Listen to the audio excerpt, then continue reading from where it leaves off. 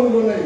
আমাদের প্রত্যেককে ওই 1 সপ্তাহ ধরে ফাটাকেশ তৈরি একটা রাষ্ট্র যদি পরিবর্তন করতে পারে, আপনাদের ওই অবস্থানে ভূমিকায় পালন করতে হবে আমাদের যুব সমাজ। অত্যন্ত ভালো লাগতেছে।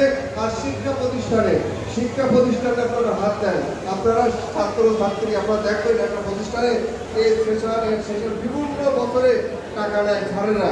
আপনাদের টয়লেট কোনো ভালো না। আপনারা কখন প্রশ্ন করেছেন যে আমরা প্রতি বছর একটা ফি দিচ্ছি, আমরা কেন স্বাস্থ্যসম্মত টয়লেট ব্যবহার করতে পারি না? কখন বলেনি। আপনারা এখন থেকে এখান থেকে প্রতিজ্ঞা করে যান, আপনারা এক একজন ফাটাকেস্ট হবেন আর ওই ম্যাডাম গীতারানী হবেন। তাহলে আপনাদের দ্বারা আগামী প্রজন্ম অবশ্যই ভালো সুস্বাস্থ্য এবং পরিবেশ বান্ধব ফিরে আসবে। এইটা আমার ছোট্ট একটা পরামর্শ। আর বক্তব্য রাখবেন আমাদের সম্মানিত। কিন্তু আমরা অনার্স লেভেলে পড়ছি, তাই না?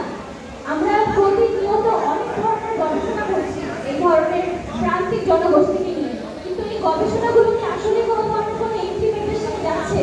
এই গবেষণাগুলোর ফলাফল নিয়ে কি আমরা দেখতে পাচ্ছি, কোনো পরিবর্তন দেখতে পাচ্ছি? এই জিনিসগুলো কিন্তু এই মুহূর্তে এই সমাজের এই পরিস্থিতিগুলো আমাদের ভেবে দেখাটা আমার কাছে মনে হয় জরুরি। অনুষ্ঠানের এই পর্যায়ে আমি এবার সম্মানিত সদস্য সচিব আবুল কালাম আজাদ স্যারকে তার মূল্যবান বক্তব্য প্রেরণ করার জন্য অনুরোধ করছি। সম্পদ আজকে সারা পৃথিবী মোকাবেলা করছে, সেই সম্পদের পৃথিবীর বিভিন্ন যতটুকু তারা মোকাবেলা করছে তার চেয়ে অনেক বেশি মোকাবেলা করতে হচ্ছে আমাদের সাগর। আমরা যদি এই দেশের মধ্যে যদি আমরা একটু আসি, আমি আমাদের বলি আমরা কিন্তু পুরো এলাকার এই জেলা সাতক্ষীরা কিংবা বাগেরহাট এই সমস্ত অঞ্চলের মানুষ আমরা আরও অনেক বেশি। সারা দেশের মানুষ যে পরিমাণ সমস্যা সম্পদ কম কিন্তু তার চেয়ে অনেকগুলো বেশি সংখ্যাতে আমরা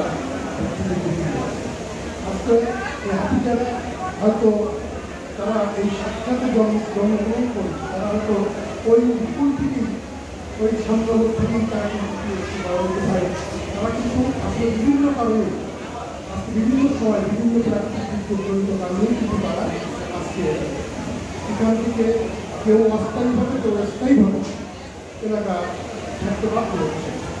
আমরা যদি 2022 সালে আমাদের দেশের যে পপুলেশন জনসংখ্যার রিপোর্টটার দিকে যদি আমরা তাকাই, তাহলে আমরা সেই রিপোর্টটাই আমরা দেখতে পাই যে সারা দেশে আমাদের যে পপুলেশন গ্রোথ যেটা উল্লেখ করা হয়েছে সম্ভবত 1.92% প্রতি বছর পপুলেশন গ্রোথের কথা বলা হয়েছে।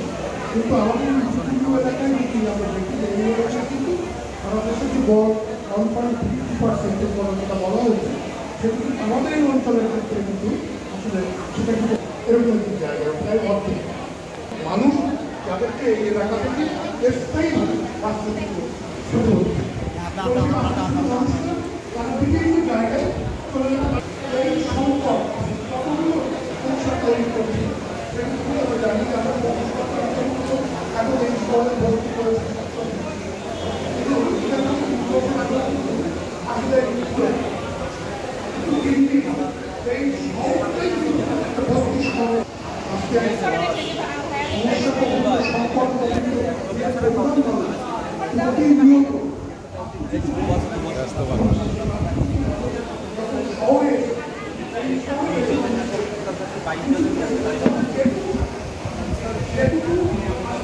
ড্রাইভারের জন্য রাখলাম, কিন্তু পরে শুনলাম যে আপনারটা ওকে দিয়ে দিয়েছে। ঠিক আছে, আপনার আমাকে নিয়ে নেই।